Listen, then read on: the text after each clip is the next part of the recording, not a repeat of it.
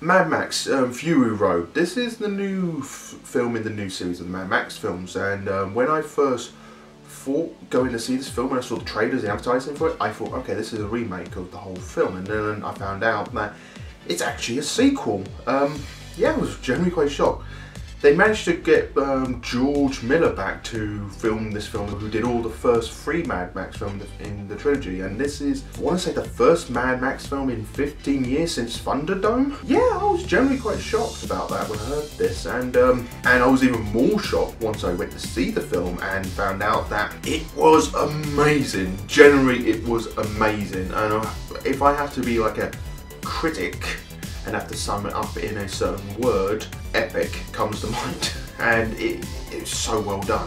Before I go further into this review, I just want to say that they're going to be minor spoilers, but not major spoilers. So I'm not going to spoil the whole plot for you, so you can go and see the film and enjoy it for yourselves. So just to point that out there, we have Mad Max, a really fun film, and from start to finish, and the things that I work in it is that it's filmed really nicely from a technical standpoint. For those that don't know, I've got a filmmaking background, and it is shot beautifully. The use of colour and lighting and everything like that. Like this is a good example of a film that has the grittiness of like a really dark film, but it has the colour, which it works so well.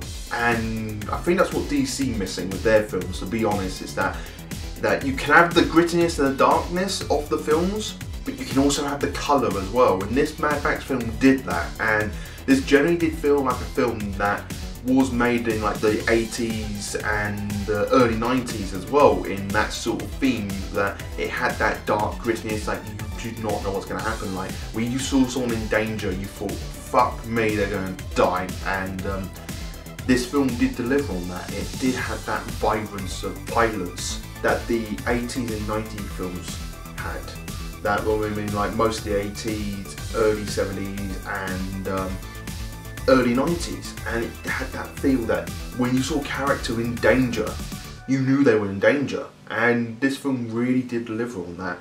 And the other things I have to praise this film about as well, that the acting was good. Like Tom Hardy as Mad Max was really, really good.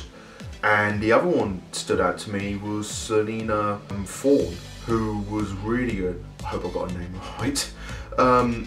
Surprisingly, for those who've been following the news on this, is that Mad Max kind of takes a back seat to her, with her character, who is like a guardian of some sort. And I want to say, I'm not going to go too much into it, but she's a really good character in this film. And very early on in the film starts off with Mad Max. You see him basically reminiscing on everything of his life and his past in the desert, in the car and everything like that. He get attacked by this faction group, one of the big factions that live in the desert and everything like that, and he get taken as a prisoner, a slave, is the best way to put it. And then from there, you see the whole sequence of him going mad and basically fighting all these people trying to get away. But one of the other pros to this film as well that really does help it is that the way it's edited as well, because they do stuff in this film to make you feel uncomfortable, not just visually but also technically as well, with the use of its colour and visuals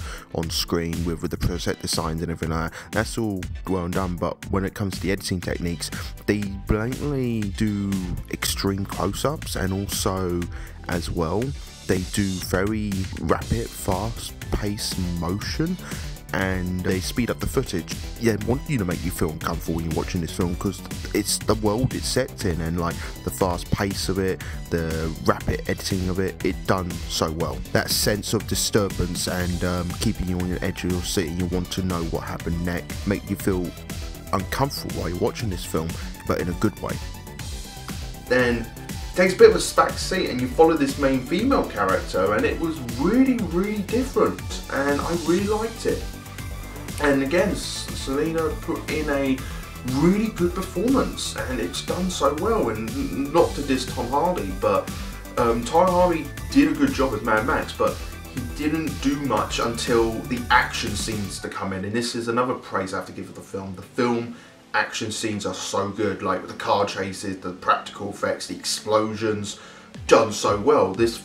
the action felt genuine in this, and a lot of it was practical. Yeah, there were CGI bits in it, obviously, but a lot of the cars stuff was practical, and I really liked that. And I felt like something like the Fast and Furious films have been missing this for a long time, and this film really does show, okay, we got the cars, we're gonna blow them up, we're going to make them crash into each other, and it's done so well. And as a filmmaker as well, the use of the lighting and the colouring and everything around that is done so beautifully as well. It's like the use of colour and lighting and sound, and it's done so well, and the editing techniques in it as well. I did notice it was a bit off-putting, but it depends on the artistic style, how you go about with it and how it's used. It made me feel uncomfortable watching it when they did have sequences that was sped up on purpose, but yet again I think that was done for the whole style of the film, because it's like you live in this crazy post-apocalyptic world where everything's just mad, and it meant to make me feel uncomfortable, and this film at most points did make me feel uncomfortable, and that was done perfectly.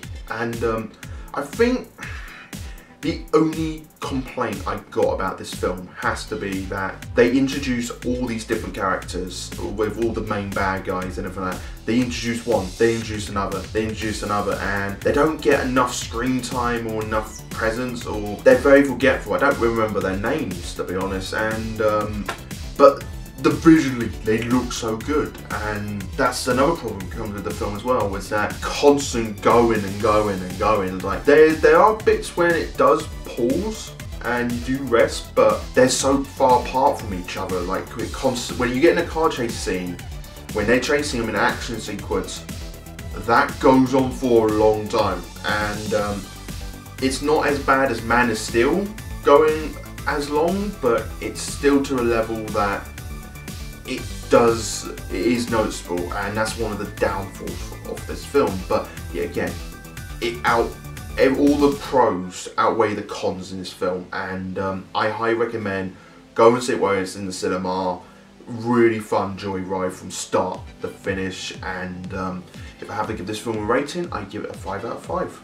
Yeah, that's how much I like this film. It's so generally well done, and I like everything about it. And to be honest, with all the Mad Max films, they haven't, yeah, they got weird. I know that's kind of funny saying that, because I mean all the films are a bit weird, but by the third one it got really weird. And if you've never seen Thunderdome, go and watch it. Thunderdome is a special film, I have to say, of all of them, but the first two Mad Max film critically acclaimed, I have to say, and this one goes down in that list of being critically acclaimed, with the action, the stunts and everything. The acting is done so well, and yeah, go and see the film, and thank you for watching. Hey guys, Joel here reminding you that this video was made possible thanks to our many great patrons. If you want to become a patron and get exclusive Comic Book Cast content, then click the Patreon link below and see how you can help us bring you the content you've come to love.